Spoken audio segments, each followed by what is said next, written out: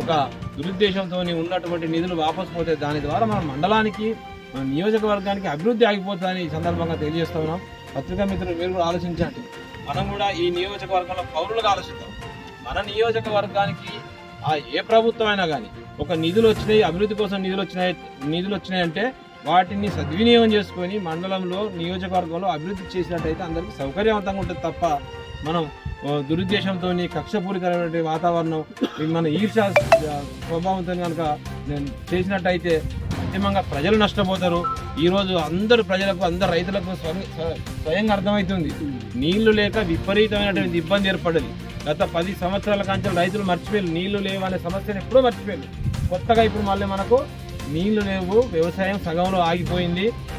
Kaleshwaram project నుంచి వచ్చే water మొత్తం అక్కడ వదిలేయడం వల్ల ఈరోజు మనకు ఈ టైంలో మే వరకు కూడా మనకు మత్తలు వారి వాగులు బారిన సందర్భం గతంలో మనం చూసినాం.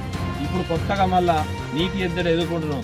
కొత్తగా ఇప్పుడు రైతులు మళ్ళీ కొత్త వ్యవసాయం బావులు తవ్వడం కోసం క్రేన్లు పట్టుకొని క్రేన్ల చుట్టూ ఆ తర్వాత మిషన్ల చుట్టూ తిరిగే పరిస్థితి ఏర్పడ్డది.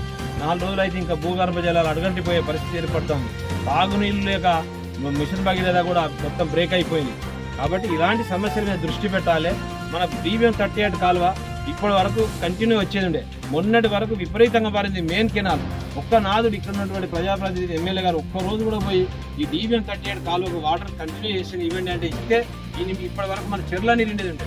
వెంకటాపురం చెరువు ఎన్నడూ మాత్రం రాలేదు, దుగ్గొండి చెరువుకి ఎప్పుడు రాలేదు. అసలు వెంకటాపురం చెరువు నిండలేదు, దుగ్గొండికి నీళ్ళు రాలేదు. కారణం కంటిన్యూషన్గా నీళ్ళు రాకపోవడం, వచ్చిన నీళ్ళు కూడా సగమే వచ్చినాయి.